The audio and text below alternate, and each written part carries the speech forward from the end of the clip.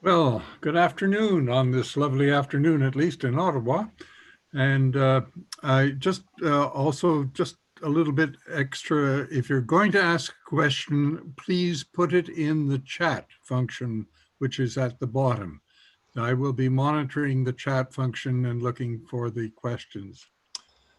Now, it's kind of an interesting time when you get to a point in your life when you can say, well, if you're introducing somebody, we go back 70 years.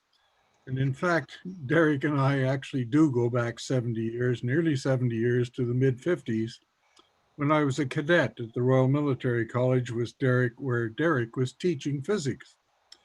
He then was at the University of Toronto, a very distinguished career in nuclear physics there from 64 to 95. And then, as I did in the 60s and 70s, he became very much involved in many organizations and projects, which aimed at trying to solve the problems that seem to threaten our very survival. Just two or three of the organizations that he and I both belong to, Canadian Pugwash Group, the Science for Peace, which he helped found, and a major project called Global Issues Project, which tried to look at a very, very broad look at the major issues facing the globe at that time. Now, his book that he's going to speak about is A Leap to an Ecological Economy. In this book, he describes his latest search for solutions to our dilemmas. Derek, please share with us your insights and the solutions you are proposing. Derek? Thank you, Peter. That's very generous. And I remember you with great pleasure also in those days when you were cadet wing commander and at the college. Um, I want to skip a lot of the detail here and get down to business, but I thought at least I should tell you all that I came to the conclusion about 2010 that the economy, what I call the traditional economy that has guided us for 300 years, is a big obstacle, or it's many obstacles to facing up to climate change, and also to bringing human society to a point where the global ecological footprint does not exceed the biocapacity of the Earth. And I'll come back to that one point. Peter, I was very pleased you mentioned the Global Issues Project, because that gave me some armament to enable my life to go forward, because in that project, the members, and we were 11 at one point, in that project, we learned how all of the crucial issues in human affairs are in some way related. Some are weakly related, others are very strongly related.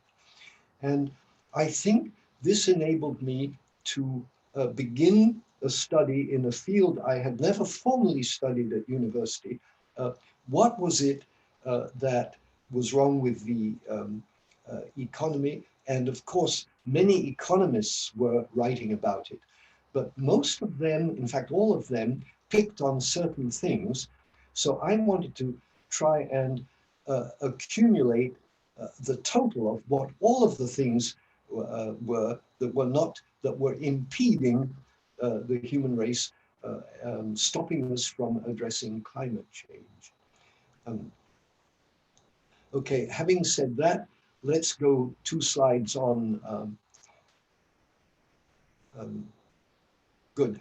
One of the most important things I found was that you needed a complete change of mentality.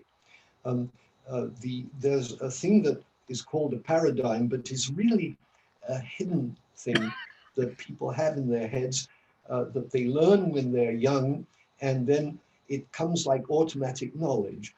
Oh, but it's absolutely essential, they say, that the economy grow. If the economy doesn't grow, we're lost. And so you get a lot of these false beliefs. And the question is not how to get rid of the beliefs, it's what to replace them with. And that already existed. For example, the indigenous people that were here in North America when Europeans started to come in had already learned to live in harmony with nature and not to exploit nature too much at any given time. And this accounts, of course, for the fact that tribes tended to move from one area to a neighboring area and not overexploit the resources in that area. And today, there are many, many people from Western civilization who are devoting their lives to the environment and are trying to protect animals and so forth.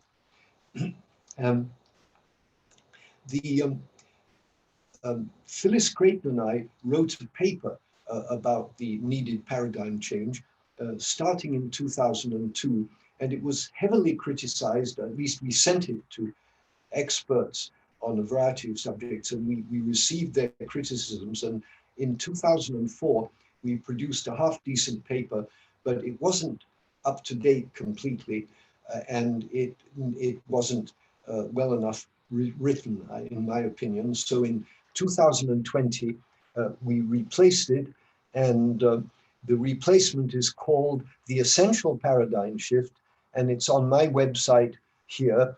I haven't submitted it to any journal. On to the next one. Next slide, please. Yeah, and the next one, that's it. I'm just going to interrupt my theme for a short time because I want to get a point clear. This is a slide that was made for me by Matisse Wackernagel's group on the ecological footprint, and it was for a talk I gave in 2009. And I want you to note that the line here, I don't know if you can see my pointer, but the top of this is the way in which the global ecological footprint increased from the year 2060, I think, 1940 something up to 2008. And this point here in the diagram is where the 1973 crisis in energy occurred, and during this point here was about 1970, was where the footprint for the first time exceeded the world's biocapacity. Now, during the decade from here to here, the neoliberal economy was getting into gear, and the neoliberal economy was really functioning in this very well in this period here, making the rich richer and everybody else slightly poorer. I want you to notice that the slope here is quite a lot less steep. It's less than half as steep as the slope here. So the fastest long period of growth of human extravagance was actually nothing to do with the neoliberal economy at all. It was due to nicely functioning industries, advertising that encouraged us to overconsume, and a general world prosperity, with the exception, of course, of a new number of wars which took place in that period. But usually it was just one country fighting internally, and World War II was long behind us. And so it's very important to disconnect the neoliberal effect from the prosperity effect of a nicely functioning economy. I think that the slope is lower here because when you put all the new money in the hands of the rich, it doesn't leave the poor enough to spend, and so you can't go on upwards like that. Okay, next one. Yeah, the four things that I see as most essential to face up to climate change: you have to adopt wholeheartedly the new paradigm. You have to be prepared to build natural wealth, uh, and that means increasing biocapacity. You have to get to zero emissions, and everybody agrees to that, except they're not doing it. And that's partly technological, but not entirely. And then the last one, not very many people have heard of, it's called deep adaptation. There's an American professor, Jem Bendel, who came up with that expression. And there's I think he's Spanish researcher at Cambridge, who is also saying that the only hope that we can deal with climate change is that people can adapt to whatever conditions are necessary to see us through these next 30 or 40 years. And it's not going to be very easy.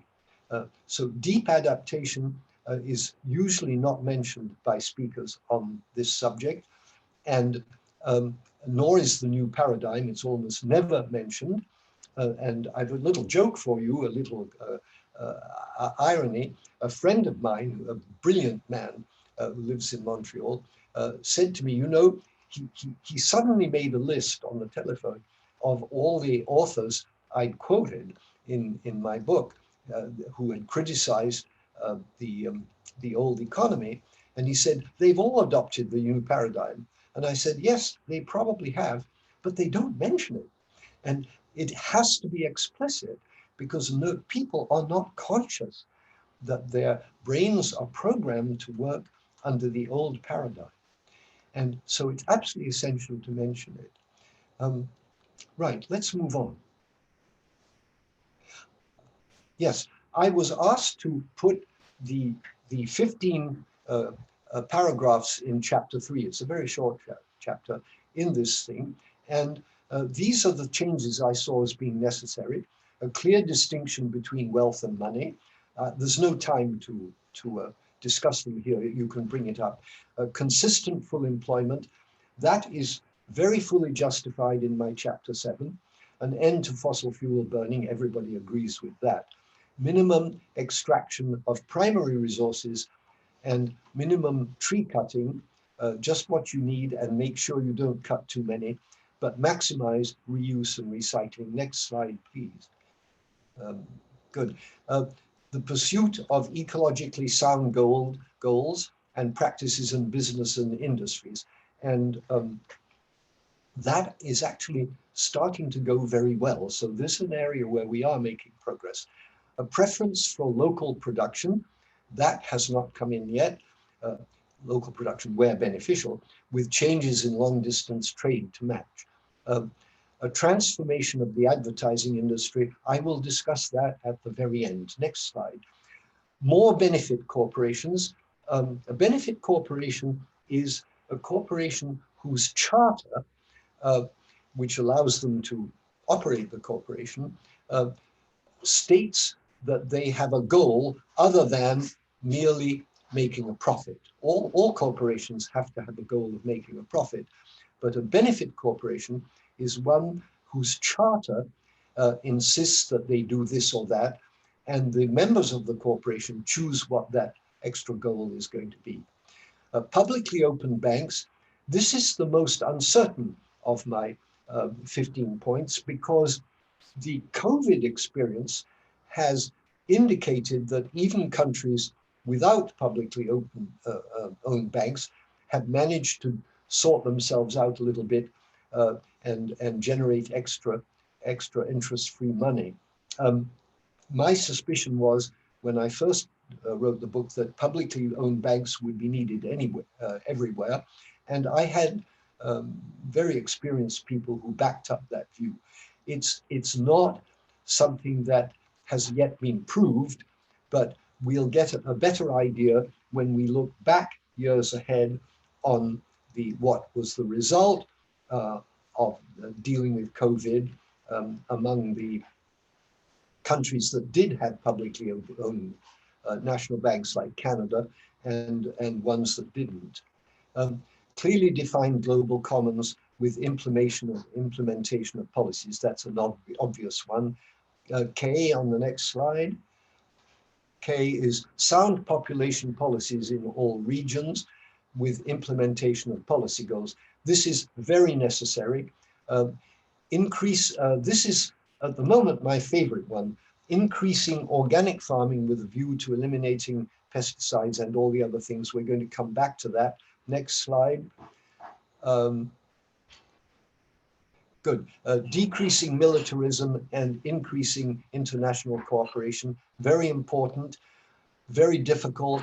Lots and lots of excellent people working on this to try and bring about a decrease in military consumption and militaristic confrontations. A progressive reduction in social inequalities, I'll mention that later, and new indices on which a lot has been written. I'm not going to talk about that one. Next slide, please. This is a topic which very few speakers on climate change and addressing climate change mention, but it's perhaps a very, very timely one. And the reason is this, that the things that need to be done in building natural wealth creation do not need to wait for anything else to happen now. And so we're talking about organic farming and increasing the areas of farmland that are organic, tending to forests by good practices in forestry and in improving the soil, cleaning up waterways and eliminating pollution from the ocean. That's the sort of thing, what we mean by natural wealth creation. Next slide, please. Some references regarding feeding the world, there's which happens to be important.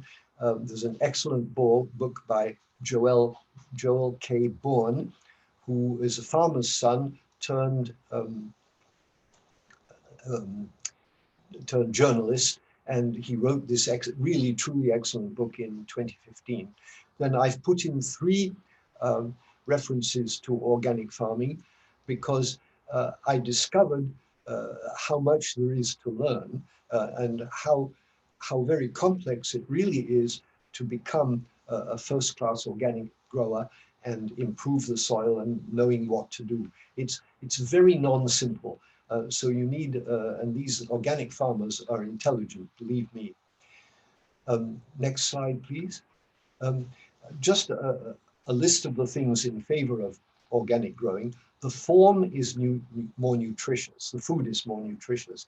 So if Joel K. Bourne tells us that maybe we have to continue with agribusiness for a while because it produces more food, the food is not as nutritious. So there's a balance there. And maybe if we ate less but ate more food with more vitamins, etc. in them, we would actually be healthier and a bit more slender. And I always notice when I go to the United States that a lot of young people are already obese, and it's really rather sad.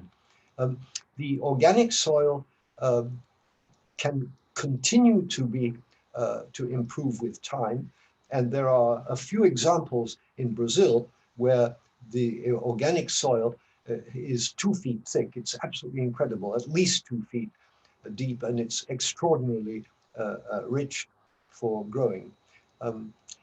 The organic growing doesn't require fertilizers and insect repellents and so on. And the big news that everybody should know is that the Rodale Institute's white paper, September a year ago, said that the total sequestration of CO2, if all farms were organic worldwide, would be equal to the current emissions from human industry, buildings, and transport, etc. So that's a very important goal to get going with the organic growing. And I've noticed here and there attitudes, oh yes, well, we can do that. We can start doing that after we've got to 0 emissions. But that's not the time to start. The time to start is now, because it doesn't get in the way of anything else you need to do. It's something that can be done in parallel. So it needs to start right away. Next slide, please. Yeah, one more. Thank you. I'm sorry to tell you there's some bad news. Peter Mankey mentioned the Global Issues Project, and we held our first international roundtable in 2006 on forests, and I'm going to show you one of the results from that. And we held another roundtable on food and population in 2009, and that roundtable revealed that there's likely to be the way things are going, a population maximum, global population maximum between 2040 and 2050, because there's a real possibility that people will start dying of starvation in that decade, and it could be massive.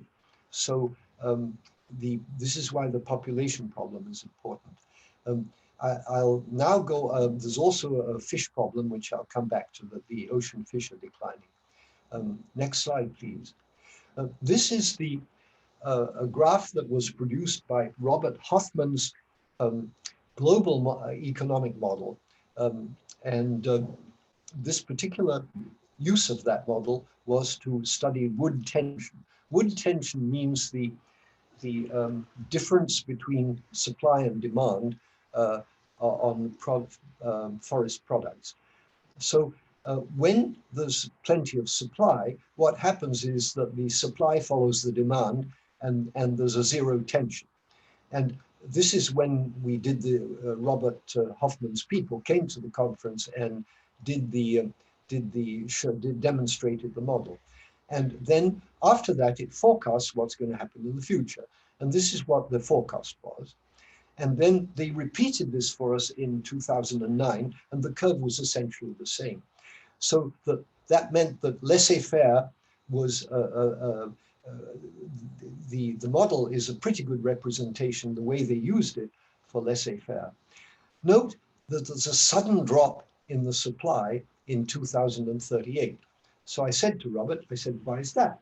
He said, well, in 2038, you're not going to have any more trees of large diameter. There are going to be zero. All the forests will have been denuded of large diameter trees. So your production just goes down to about a quarter, and it continues to diminish. And I said, is there anything we can do about that? So they ran the model again, allowing for a restriction on supply during this period. So what you do is you restrict the supply here, and there's a small tension because there's more demand than supply, and then the tension gets greater, but the supply also is greater than before, and it goes like this. And it crosses the 2050 mark at a higher level than it will under laissez-faire. So it's just a warning that policies demanding more wood are probably bad ones to introduce. And I just happened to notice in the last few weeks that Montreal policy and quite a lot of policy in France is to use more wood in construction of buildings, because the manufacture of concrete, the cement for concrete, that is causes a very great deal of greenhouse gas emission. But so wood is, in my opinion, not the thing that you should be replacing concrete with. I think the solution is to invent a way of producing cement that's non-emitting, and I think that's going to be coming, but not for a year or two, perhaps 5 or 10 years. But it's something that must be done. Next slide. Oh yes, ocean fishing. There was a paper published by 12 distinguished oceanographers in 2006 saying that give up your fishing boats, guys. In 2048, there's not going to be any large fish to fish in the oceans. They'll all be tiddly little things that you don't want to take home. And next slide, please. full employment I've already mentioned. Next slide. Technology. The thing that everybody likes is in the progress towards zero emissions is technology. And I'm very skeptical about technology, but there is some technology I rather like. And so I thought I'd show you a couple of examples. This first one, next slide, is an Israeli project, Eviation's plane Alice, it's called. Most electric aircraft, and this is an electric aircraft, are conventional small aircraft in which somebody has taken out the engine and put in an electric motor in its place and a few batteries. This plane was designed from scratch. It carries a pilot and 9 passengers, and it has a range of almost 1,000 kilometers. So this is the world record holder for electric aircraft, and it looks good too. Next slide. This is a very odd thing. The magazine was peculiar and I couldn't get it flat. This is the nose of the aircraft and the wing tips are there and here, and it's flying in some direction towards my right. And this aircraft is one that uses hydrogen fuel cells. It's being developed in Europe with a big contribution from France. And I got this out of a French magazine. And it has achieved 3,000 kilometers without refueling. Next slide. And this is my favorite. This is a Swedish ship called Ocean Bird. And again, the magazine was hard to open. This object is the same width as these 4. And these things, it's a wind-blown ship. And these, if you believe it, are the sails. They are, the sails are made of solid material, but they're hollow. So this piece here can slide down inside that one, and that one inside that one, this one inside that, and this one inside that. The height of these sails are 80 meters. So these are big objects, and they can be squeezed down to about 16 meters when the smaller ones all collapse inside the big ones. They rotate about a vertical axis through 360 degrees. So you can set them at any angle you like to the wind. And the ship as a whole can carry upwards of 30,000 tons of cargo across the Atlantic in 12 days. So you have a slightly longer journey than in the present day cargo vessels, 50% longer in time, the journey, but 0 expenditures on the ocean for fuel, and just a little bit of expenditure on fuel getting in and out of ports. Next slide. This is for your entertainment only, nothing to do with climate change. This is a picture of the first electric aircraft that had a pilot in it. So it's a piloted electric aircraft, which with batteries, and it first flew in 1973 and managed to stay in the air for 14 minutes. And the next slide is a monster aircraft being built, 80 meters long, and its purpose, it's a sort of double fuselage, and in between it carries whole rockets that are going to be launched into outer space. And the idea is to launch them from the upper atmosphere, because that way the rockets can be very much smaller and less extravagant. And the plane, of course, that takes them up there can be reused. But the fact is that this plane will use rather a lot of fuel. And I'm wondering what the solution to that problem is going to be and what this means for the space exploration after the year 2050. I just don't know. Let's move on to the next one. We haven't talked about land transport. And one of the things I haven't got a note on, but I think this is a wonderful era in these next 10 years, to redesign the railways. I think Canadian railways, in my view, are the 19th century style, and with perhaps less good than 19th century maintenance. I think they need to be redesigned, but the rest of the land transport needs to be looked at as well.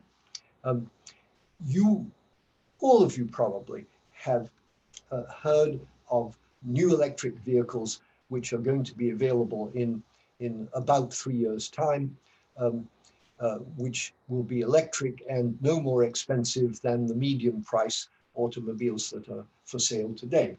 I would say beware of what you see and read on these vehicles.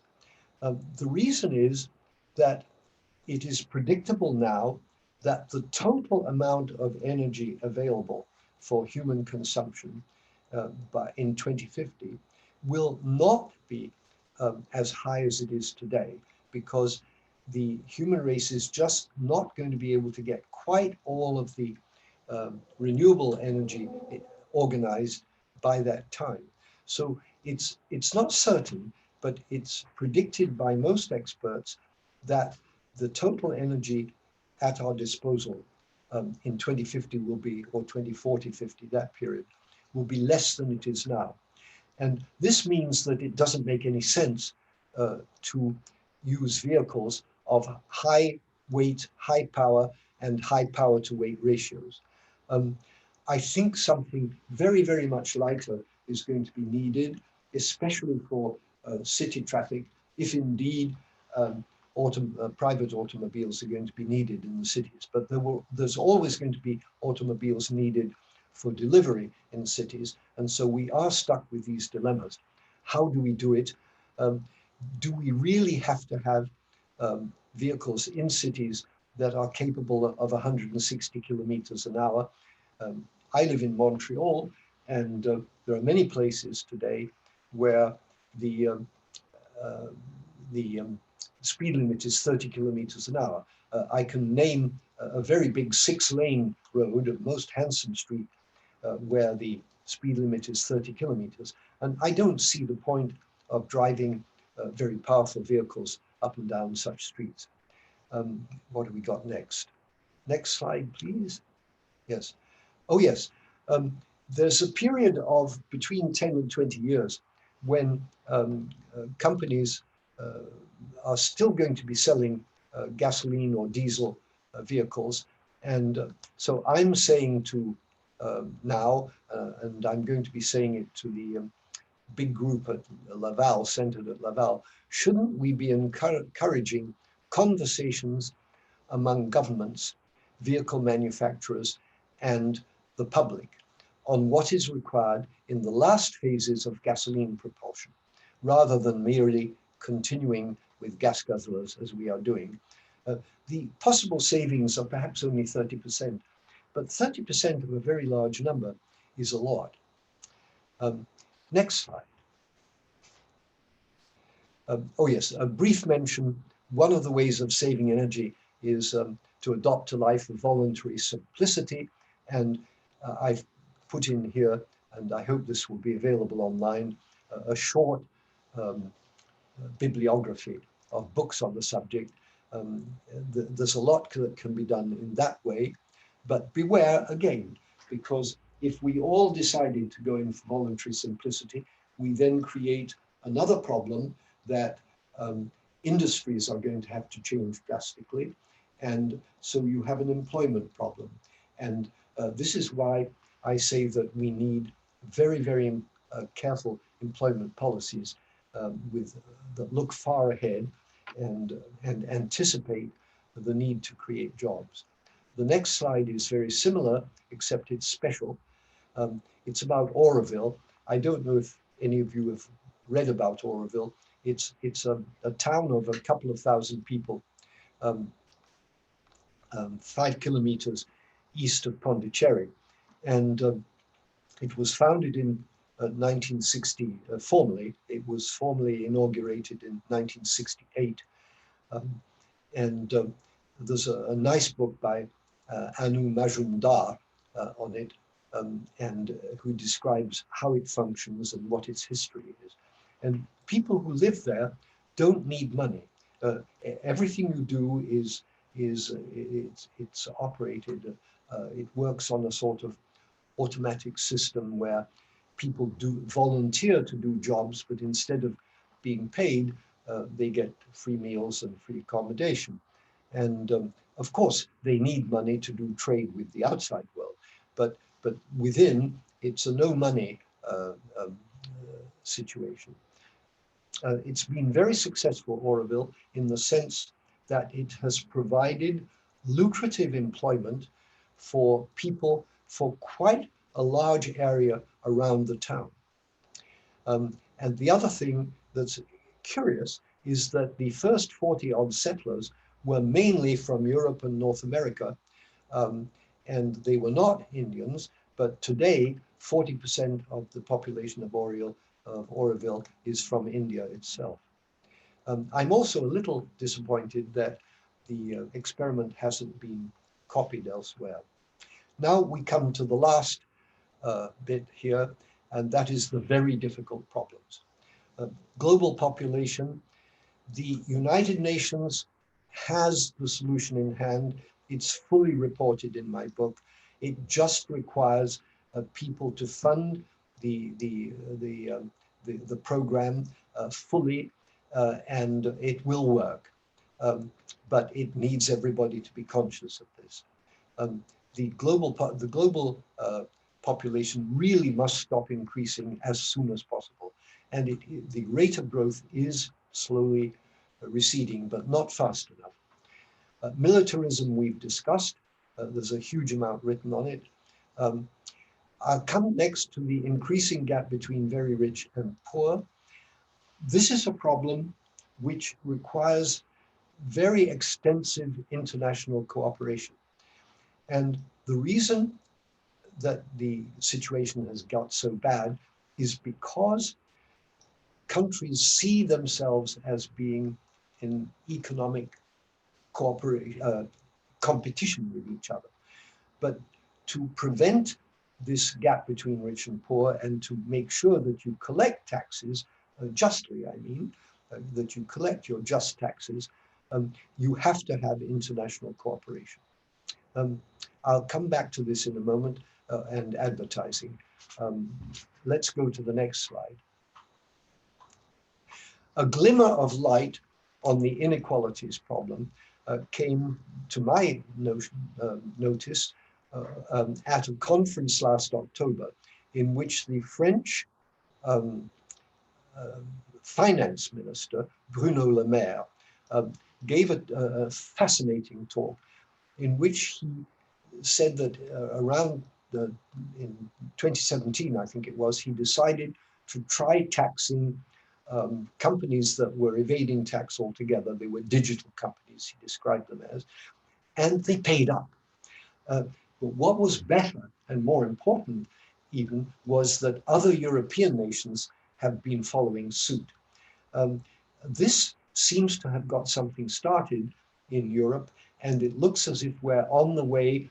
We have broken the first barrier to this increasing difference in disparity of wealth between the very rich and the poor. So he's a fascinating speaker. Take note of Bruno Le Maire. Next slide. Yes. Advertising has been terrifically successful in turning us into shopping addicts, or at least making us over-consume. And I've even been guilty of it myself, though I'm told I'm careful and thrifty. But nevertheless, I've certainly been guilty of overspending and over-consuming. If we're going to get to a sustainable economy, we absolutely have to change the style of advertising or the objectives of advertising. Obviously, advertising must display the merits of somebody's products, but there has to be a change. And the problem is the debate hasn't begun. Most people aren't even conscious of the fact that the debate is necessary. So my gift to CACoR and its members is that I'm challenging them to be the first to open this debate and come up with something. And that is the end of my talk on this, on climate change. But I'd like to present a few areas where we need new ideas. I think the method by which profits tax is taxed on corporations is not one that is just and fair. And I think if you want to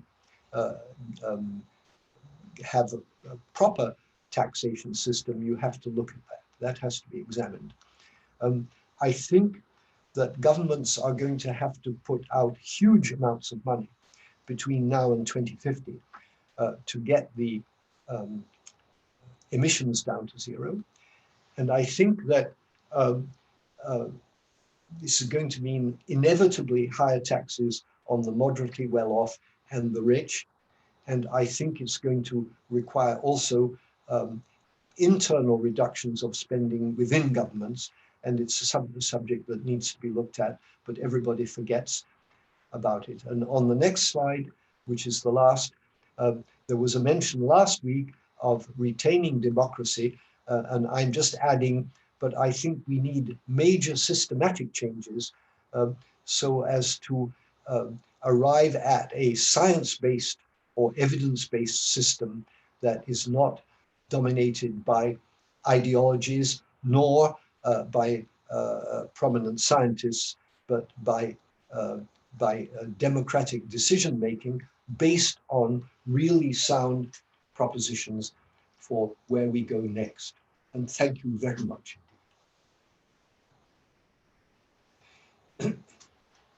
Well, thank you very, very much. Yes, there's some flies. I have a number of questions lined up, but if I may,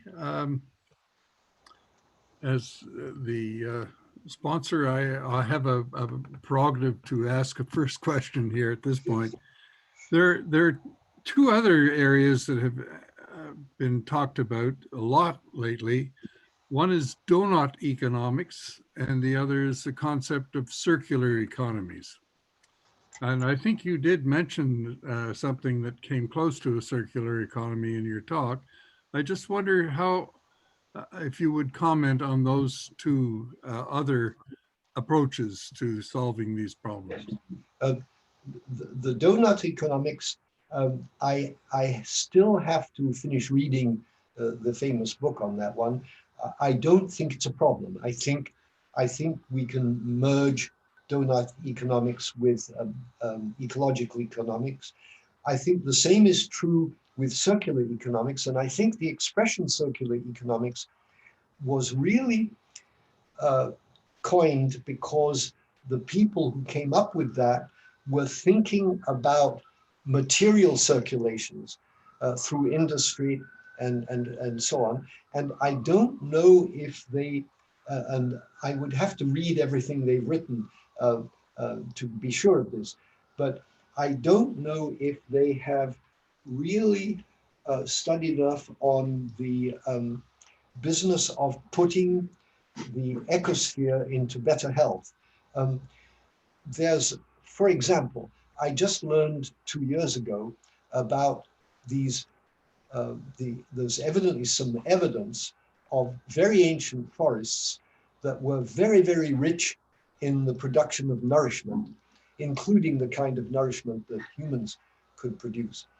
And these forests got to be that way because for centuries, the forest floor built up and built up and built up. And I think that that kind of thing was not the first that came to mind to the people who coined circular economics. But in my book, I do say that if circular economics comprises the same considerations, then I see no difference. They're just different terms for the same thing. Okay, thank you very much. Michel has two comments. I don't know if they're actually questions. He pointed out something about wood tension, and Brussels has the 30-kilometer limit. Michel, did you have any comment? I would say I came to one of the same conclusion, is that if we change the way we eat, this has the biggest impact. And that's what I'm working on for the moment. And I just say that Brussels going in the right direction also with reduction of car speed and this kind of thing. You didn't mention bike, Derek. Despite I know you were a good biker. It's in my book Okay. in this discussion, and what it says, what the thing I say about the bicycle is that the human race made a good start 200 years ago by inventing the bicycle. I personally used my bicycle for all my shopping in my 80s until I reached 84, and I couldn't get my leg over the saddle anymore, and so I had to give the bicycle away. I remember. Oh yes, I had a bicycle when I was living in Belgium. That's true. Yeah. Okay, thank you. Ted, you actually have a comment on a conference on organics and also a comment or question later on. And then Paul Meyer would be next. Ted? Hi there. Yeah, I just wanted to draw your attention to the fact that a conference on improving organics is scheduled to go on, and I put it on the list. I don't think I got it quite right, but it is.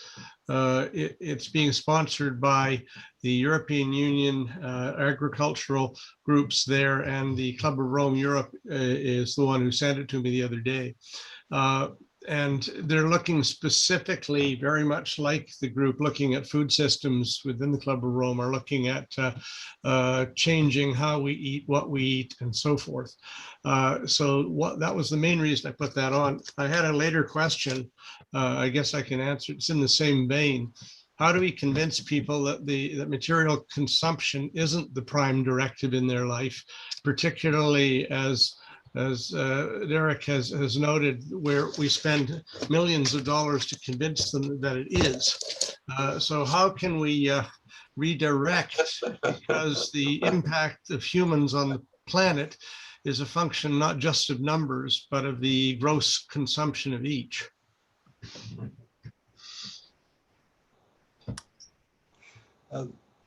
If it's up to me, I would say I would like to brush that question, so to speak, onto the into the other one, what to do about advertising.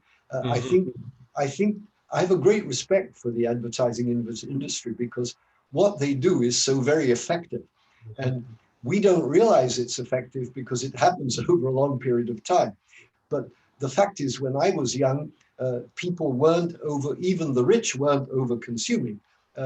They were just buying what they liked, and the poor were managing all right, and there was a lot less garbage than there is today.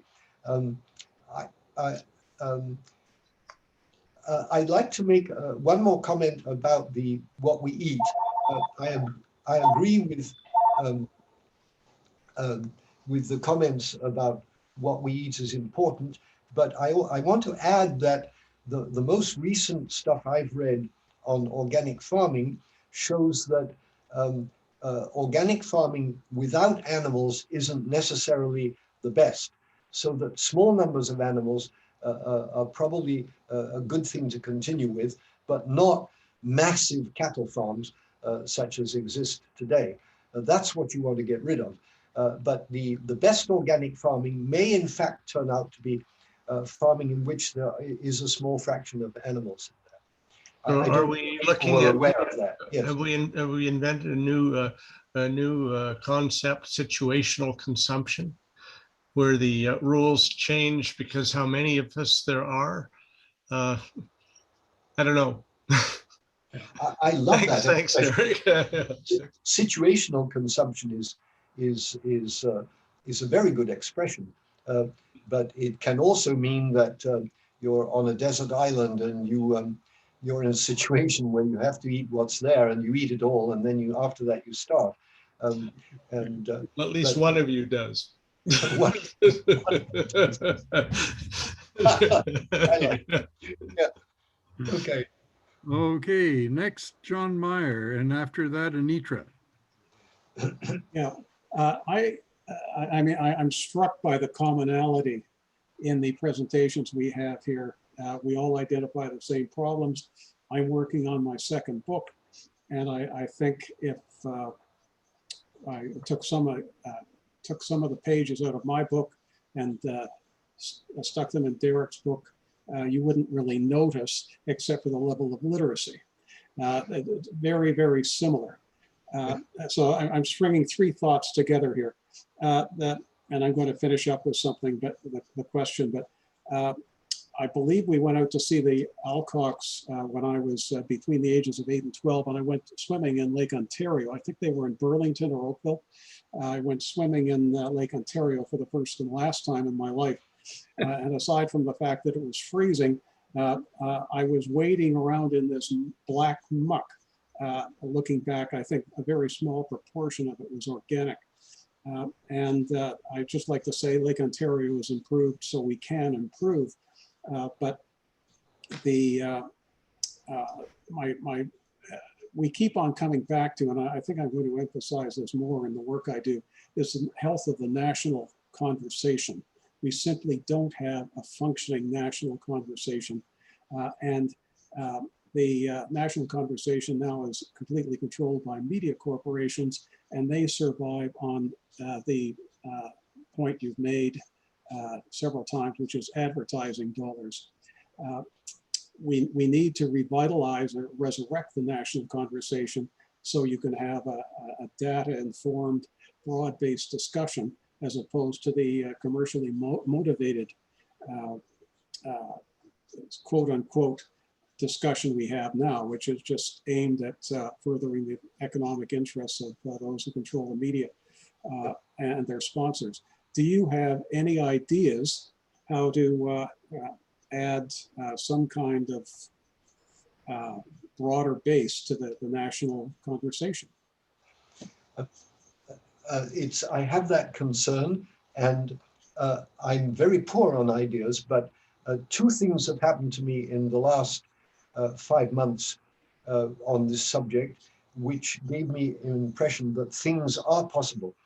First of all, I don't personally know the president of the Royal Society of Canada, but I wrote to him anyway about 5 months ago, 6 months ago, 5 months ago, on the question that I saw no way of steering government, and that we needed it not just for COVID, but for climate change, and it just isn't happening. And he didn't know me from Adam, but 8 days later, I got the most utterly charming letter back, explaining that he had had similar thoughts 12 months earlier, and that he had put together some very strong teams of people to look into things that needed doing. And they had done already in 1 year so much good work that they were starting to get requests from government to help with this and that. So that's one method of doing it. Okay. It's very high level, done by very the top brains in the country. And I just wrote back a very, very brief letter with heartiest congratulations. So that was the other thing that has happened that has impressed me a little bit, and actually quite a lot, is that two professors at Laval University, and I mentioned Laval very briefly in the talk, have started a thing that is called les universitaires, and anybody can join. you need to have some qualifications, but I think a bachelor's degree is enough. And so you put your name on the membership list and what your qualifications are and what you do and so on. And I don't know how these people handle it, because there are just two of them and they're doing an enormous amount of work. And one of the things they do is they collect suggestions like the one I showed on one of my slides, asking for conversations among government, the automobile industry, and the public.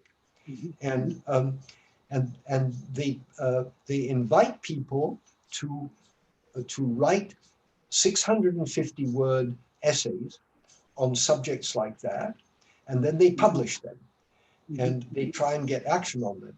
And I think they're starting to get noticed, and they're at the point now where I think they're going to have some influence with the Quebec government. Whether they can get any influence with the federal government, I don't know. If the federal government is the one that worries me most.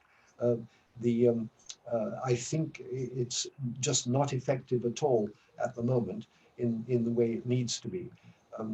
But I think the provincial government will be getting quite a lot of effect. There's a man in Montreal called, well, it doesn't matter, but he is already paying a lot of visits to the. He's a biophysicist, and he does a lot of interaction with the Quebec government, but it's all a solo effort, and it's very exhausting. I think Les Universitaires, which is growing, I'm guessing probably about one member every 2 or 3 days. I think it will have an influence within a few months. Okay. But it's activism, you see. It's putting all this knowledge and becoming an activist with it when you've got the knowledge. Okay, good. That's excellent. Thank you. Okay. Hey, Anitra, and then Yes. Steve Doherty. Thank you. Thank you very much Derek, for an excellent presentation. I liked the way you were so clear about your major factors or pillars, and then you knew what the lever points are. I thought that was unusually clear. I think that there are several points that are going to be very difficult, along with that which you think is difficult. But the population size, particularly Africa, which is slated to be 2 billion people by 2100, is going to be a very difficult problem. And of course, we all know that if you educate women beyond 4th grade, it's helpful. Mamphela Rempela from South Africa and John Gilmore and I are very intensely engaged in trying to get the 100 million who are out of the school system altogether, but under the age of 18 in Africa, back in the school system and not dropping out by a new system of education in which the women actually limit their family size to 2 children. Yes. And also are very productive. And this is one of the hopes. The large hopes is that somehow the world will see itself in the guise, even in the Middle East, which is so difficult for women to be educated, but the world will see itself as a special mission to educate women in developing nations around the world. I wondered your thoughts about how this really is going to come to effect, which is the population size. Well, I think what you're doing is absolutely admirable, and that's certainly the right direction, and it's certainly in keeping with United Nations intentions. I do have a numerical problem here, and that is you're the second person I've heard in about 10 days who has said that two children per family is okay, and it is, but it's better than 4 or 5, and that's for sure. However, I'll give you some statistics here. In China, the average number of births per female is 1.4, but the population is growing. And people don't realize that when you have an expectation of life that is increasing, you have to have an extremely small birth rate if you don't want a growing population. I did some extrapolations of Chinese population when I wrote my first edition, and it seemed to me that it would come to a maximum about 2030, 2031. But of course, maxima are very flat at the top. And so it's whether it's in 2030 or 2031, there are people saying today that the maximum is going to be in 2023. And I can't see how that can happen unless there has been a sudden stoppage of the increase in expectation of life. And it may be that the expectation of life in China has come to whatever it is, 77 or 80, and that it isn't growing anymore. And in that case, the population will drop. The other factors in population, of course, are immigration and emigration, and usually they are minor. But the expectation of life is a major factor, and very many speakers forget it. Africa, I think, would need an average birth rate of about 1.3 per woman at the present time to come to a constant population. I think two children per family is a good place to aim for the moment, but that will not stop the population growth. It might stop it getting to the 2 billion. And Thank you. Okay, thank you very much. And next we have Dave Doherty, and after that, Adele. Thank you for the presentation, Derek. Early on, you mentioned full employment, and I think you mentioned it at least one point later on. And I have a question about universal basic income, full employment, and automation. Because it seems to me that one of the things that is maintaining, in fact, worsening our wealth disparity is the whole idea of employment. I think for a very large number of people, employment has become the modern form of slavery. I think we need to move away from it. I think we need to replace many of the jobs that are currently being done that people really don't want to be doing. Cleaning sewers, for example, with automation, and that we need to be giving people a universal basic income just basically for being citizens and participating in society. So I want to ask for your thoughts on that. Yes, I'm afraid my reply to this is rather long because I made a study of the universal basic income in 2010. And I did it because in November of 2009, there was a vote in the federal parliament, an extraordinary vote. It was a unanimous vote demanding that the cabinet of Canada study the poverty problem and do something about reducing poverty. And a few days later, there was a report out from a Senate committee on on the matter of poverty and of basic income. And what I discovered in the studies was that people love talking about basic income, but they don't do the arithmetic. And in 2012, I went to a 2-day international conference on poverty, and there were 3 people at the conference. Everybody was talking about basic income. Well, not everybody, but a lot of people. But there were only 3 who had done the arithmetic.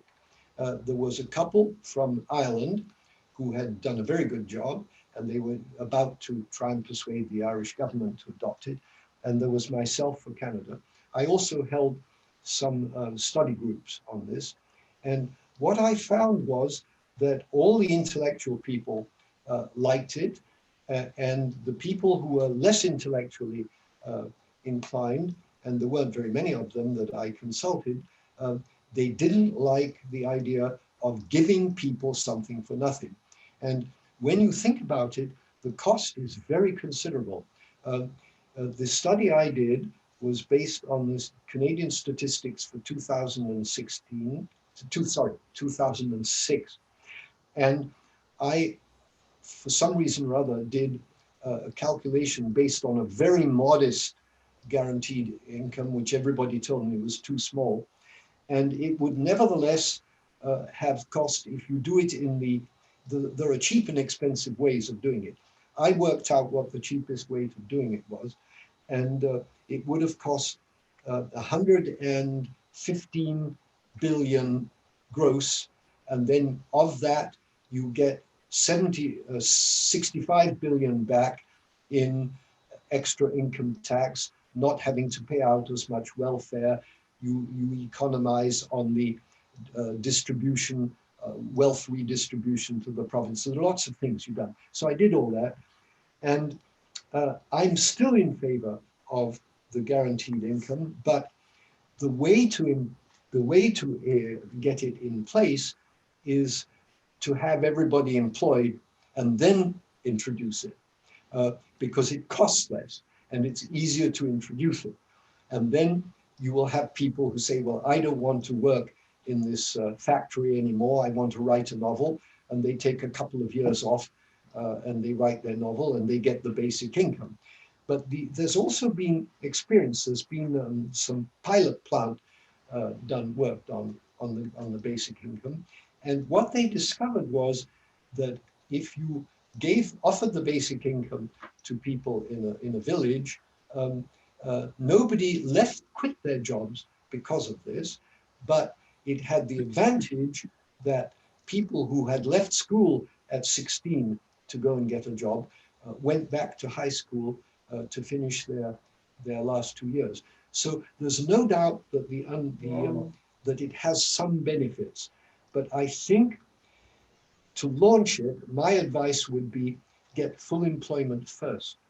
And even if it's only temporary, and if the employment declines, reduce the working hours. But at the moment, to fight climate change, there's an immense amount of work to do. So I think it would be easy to get full employment. And there's one other remark you made that I would like to answer. What was it? It's to do with automation. Yes. That, of course, is one of the reasons I mentioned fair taxation of corporations, because I think corporations should be taxed on the basis of gross profit divided by the number of full-time employees with benefits, so that you would have a completely different basis for a fully automated project and one that has no automation. And it's simply, I'm proposing that to protect people against unjustifiable automation. And I have this is a very good question, Ralph. One last comment. I was at a meeting in 1995 at which a new international society was founded called the International Society for Quality of Life Studies.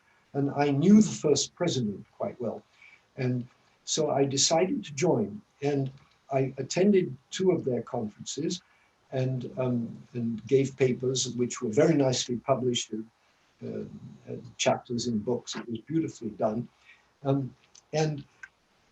learned a lot about what these people are doing in quality of life studies. They have created things called happiness indexes and so on. And it became clear to me over a period of years that having a job is a very, very important thing in the index, in the wellness index of ordinary people. They think it's important. They're proud to have a job. I can hold a job. And so it's a much greater element in society. I agree with you that everybody wants to quit a no-good job, an unpleasant job. But to have a job and be able to hold down the job, is a matter of pride, and it's very important, evidently, in North American families and probably elsewhere also. So I just wanted to kick in with that last remark. Well, I'm apparently going to be allowed a quick follow-up, which is this. I'd like to know, what is your definition of full employment? Because most economists today, and certainly this is the case for the Bank of Canada, look at full employment as basically always ensuring that there is at least 2%. Usually they allow up to about 5% of the people who want to participate in the market unemployed, so that there are always desperate people around to take low-paying jobs. Yes, and I think that's one of the reasons I'm in favor of my definition of full employment, is that anybody can get a job within a few days, though it may not be exactly the job he was looking for. And I, by the way, have lived in a city of full employment for almost 3 years. And this was in the post-war years when industry was very busy. And the unemployment in the town I lived was 0.5%. And you literally could be fired and 3 days later you'd be working in another job.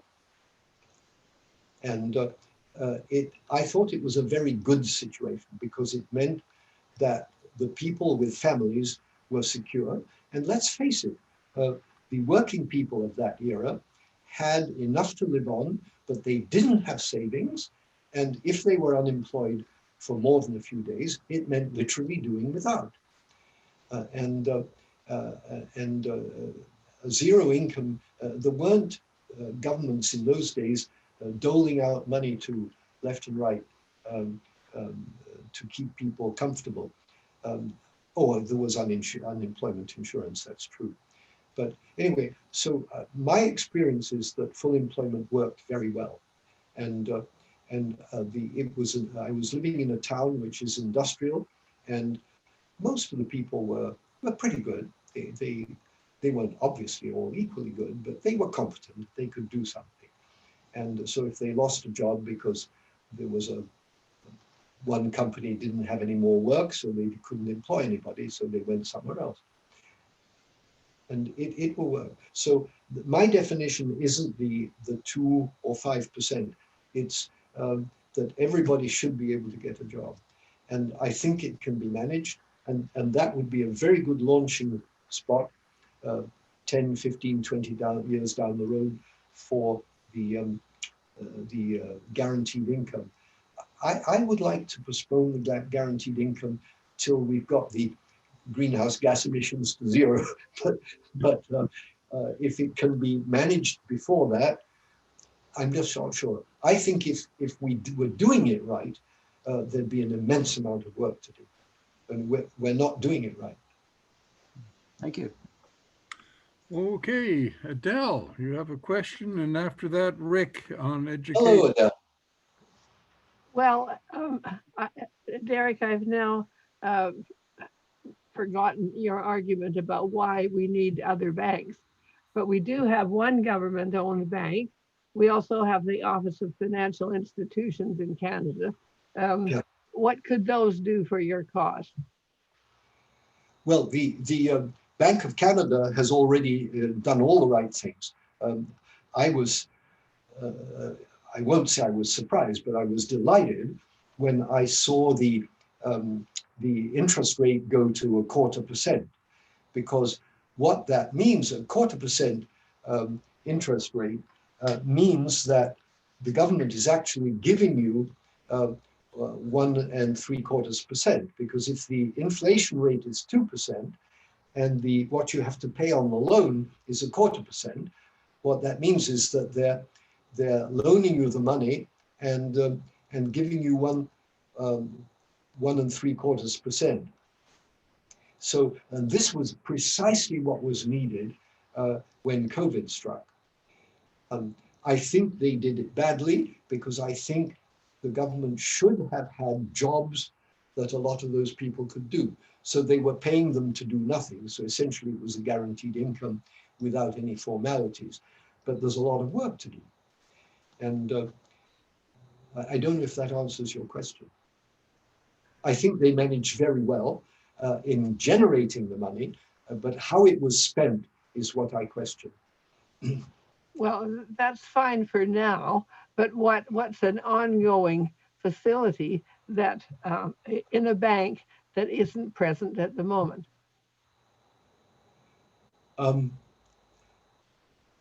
I think that as far as the banks are going, they just decided to profiteer out of this, and they did. The banks made a lot more money last year. The other people who've made more out of it are people on large incomes, because what happens when you have a COVID crisis that throws a very large number of people out of work, the people like myself who have pensions, maybe the pension was small, but you've now nothing much to spend it on, and so you actually start saving money so you can invest. And the evidence is that investments have gone up in value, and so that the COVID has had the effect of enriching the rich.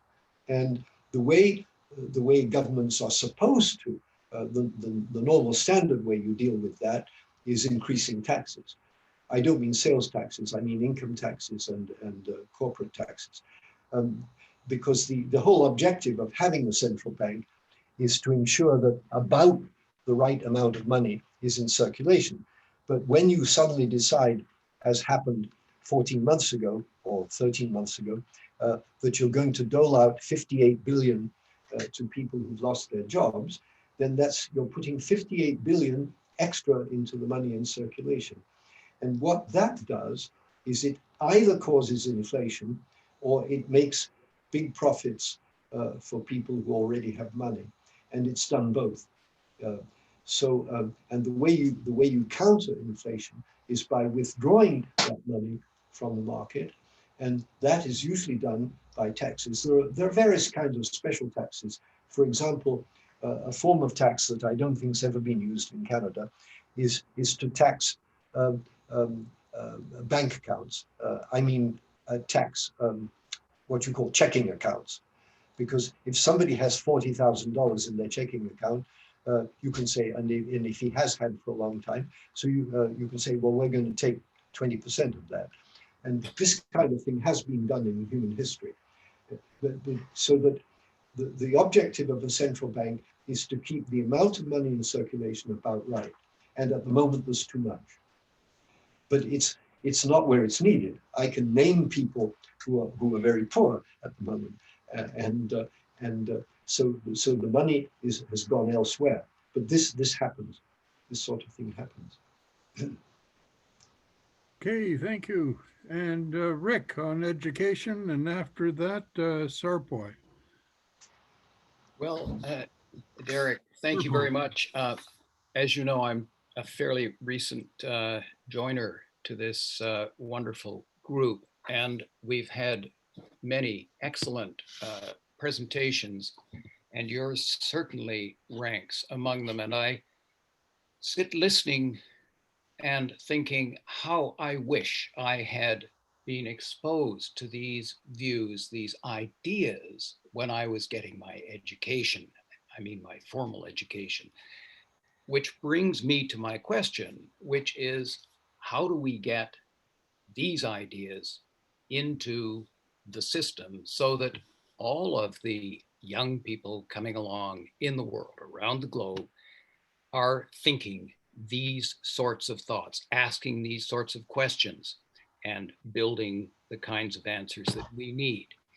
I realize we're coming up to, just like limits of growth, we're coming to the limits of the time of this lecture. So perhaps we would continue this in the informal period after 3 o'clock, is it? Yes.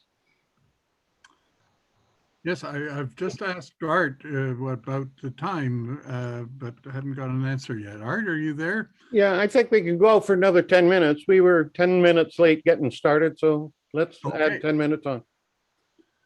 Do you want to still wait for the other session? I have several more, so maybe we could wait for that discussion afterwards. Rick, would that be okay? Sure. Yep. Okay. Sorpung. Hello. Are you there? Yes, I'm here. Yeah. Okay. Hello. Hi. Yeah, thank you very much, Derek, for enlightening us.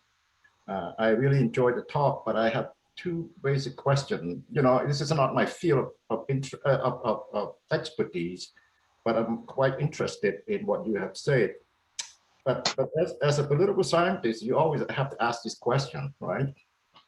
How can we be sure we will get there? You know, that's always a big problem. And when we get there, how can we be sure that it will do the trick?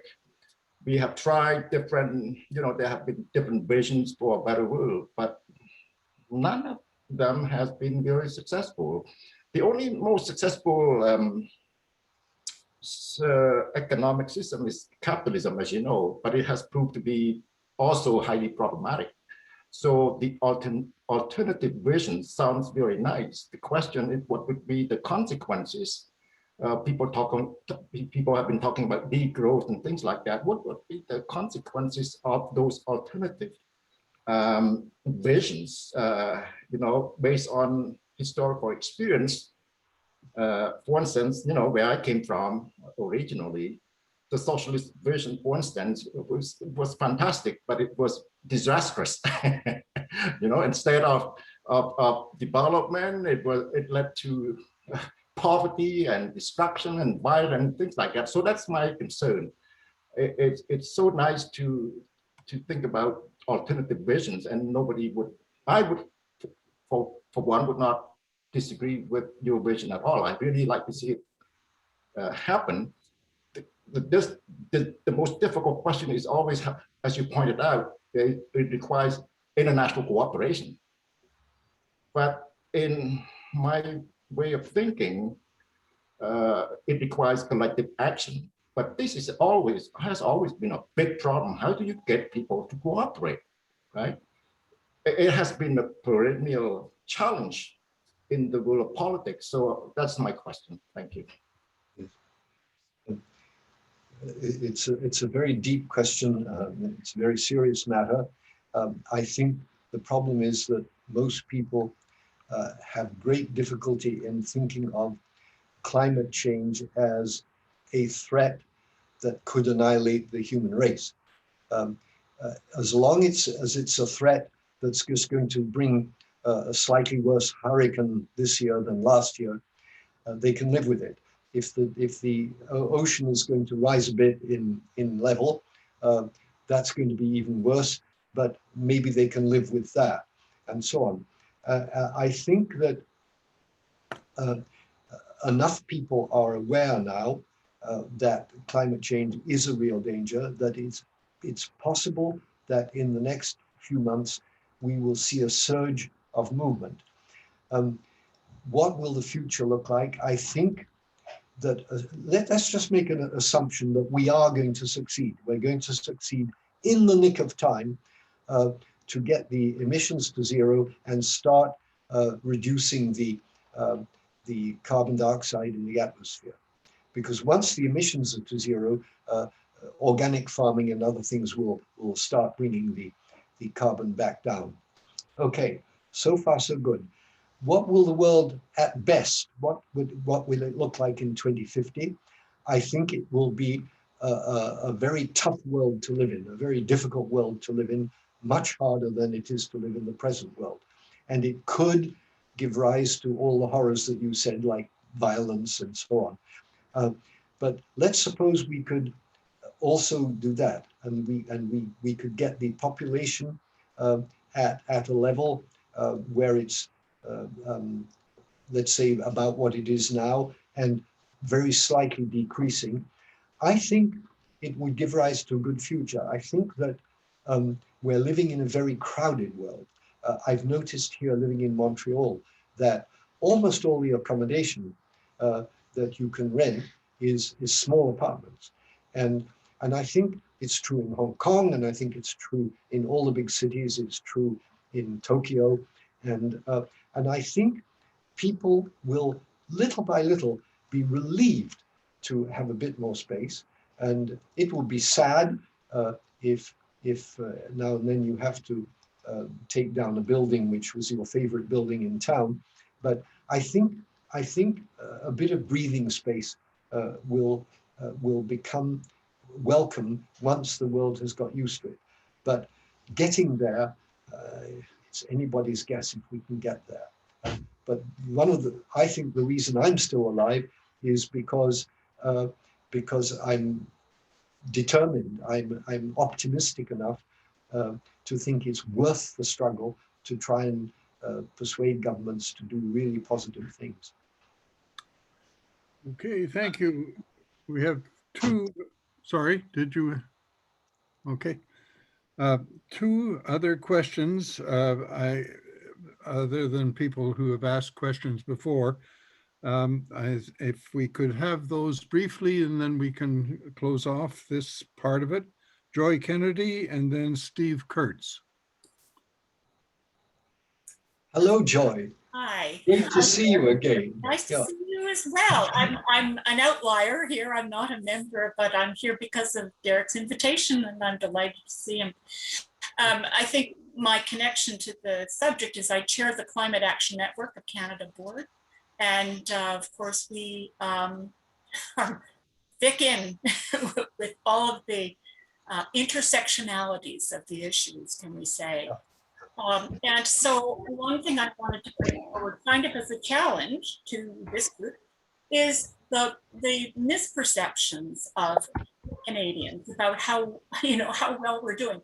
We're very hard in the fight to get Bill C-12 passed, for example, and the Canada Accountability Act, right? But we have never made any of our targets, and yet people think we're doing great. That Canada's, we're out as a cheerleader on climate change, but in fact, it's quite reprehensible. And we had a webinar a couple of weeks ago with Mary Robinson, who challenged everybody in Canada, like, get your facts straight. Mary Robinson, is someone that I think everybody should listen to all the time. People from outside Canada are watching very closely. The medium is not the message. The message has to be really the truth about where we're at. And then how do we have accountability for how we go forward? So the question of how this gets communicated, I mean, I'm glad you pick up on the advertising thing, Derek, because it is about narrative. It is about messaging, and how do we do that well? There are several initiatives in not just in Canada, but around the world, around how to deal with appropriate communication to get people on side so that you get the political will to actually move in the directions we have to move very quickly. And so, like what happens if a government falls and we back up, we saw that happen in the middle of the Montreal COP in 2005 or 7. The government fell and Stephen Harper came in and everything changed. So democracy is at risk in this whole process as people don't understand the issues well. And somehow we've got to find ways to communicate with ordinary folks who are facing all kinds of struggle right now. And will, as you say, we'll have a lot more to have to deal with. I think about my grandkids. What are they going to have to deal with in the next 20 years as they sort of grow into decision-making situations? So it's a huge question. And I think all of us have to be doing something about truth-telling if we're going to ever get through this. Anyway, that's enough. Thank you.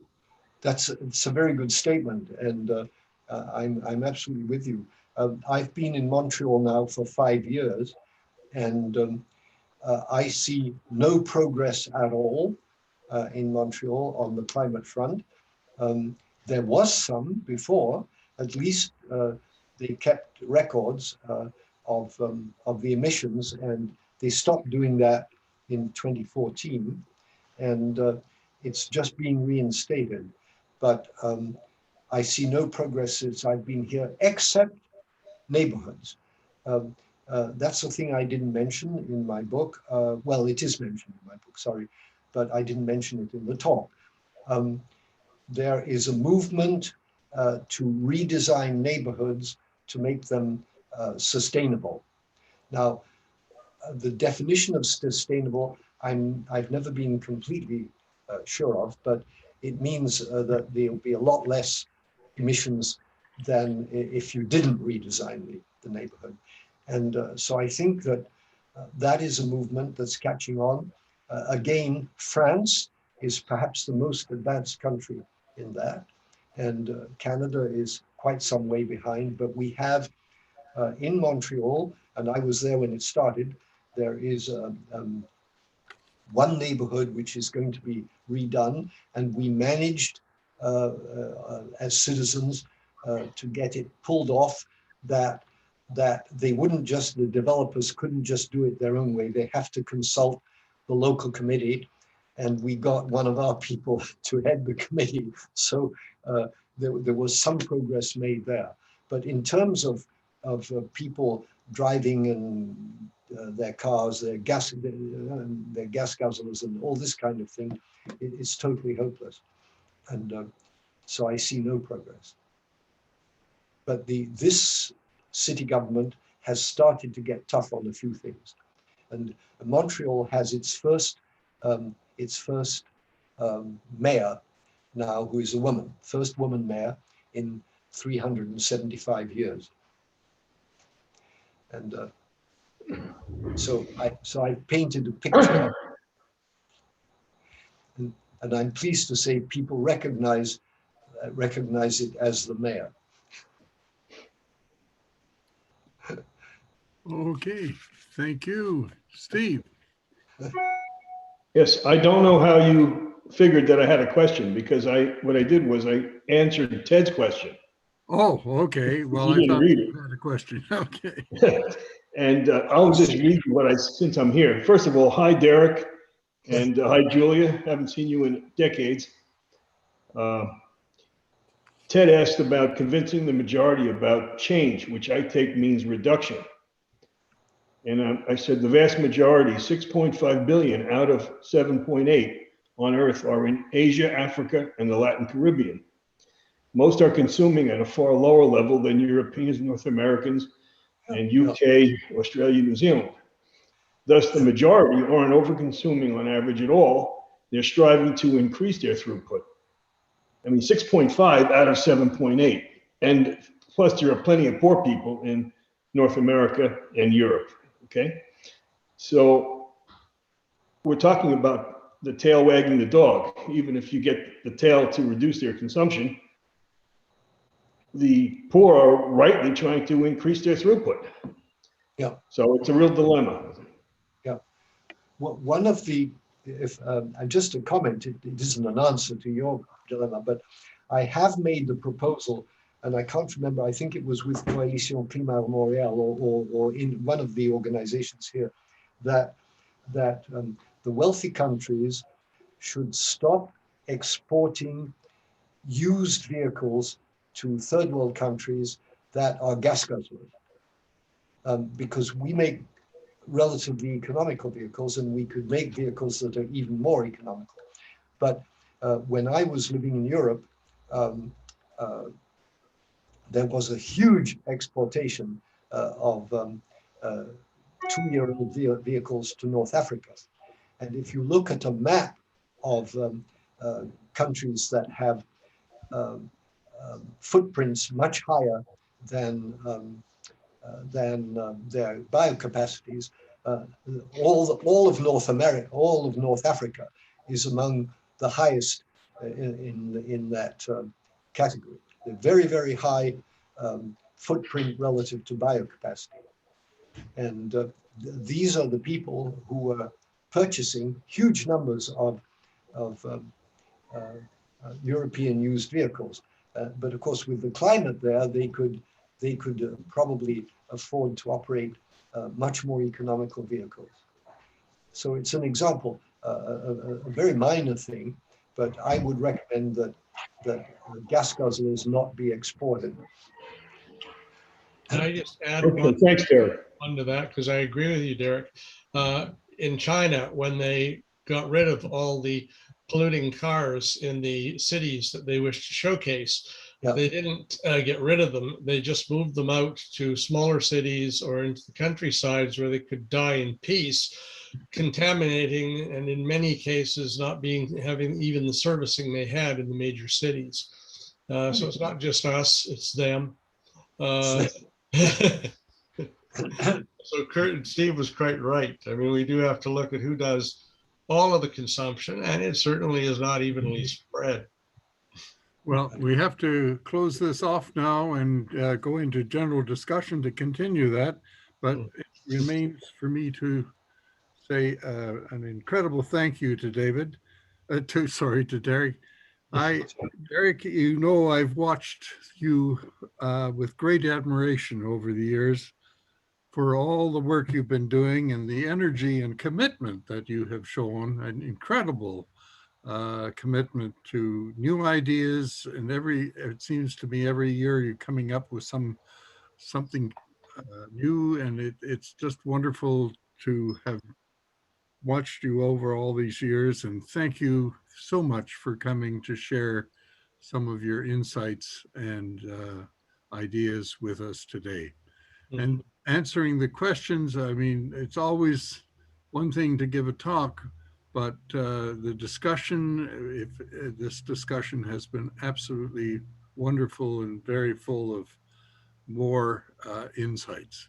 Thank you, and on behalf of all of us, many thanks.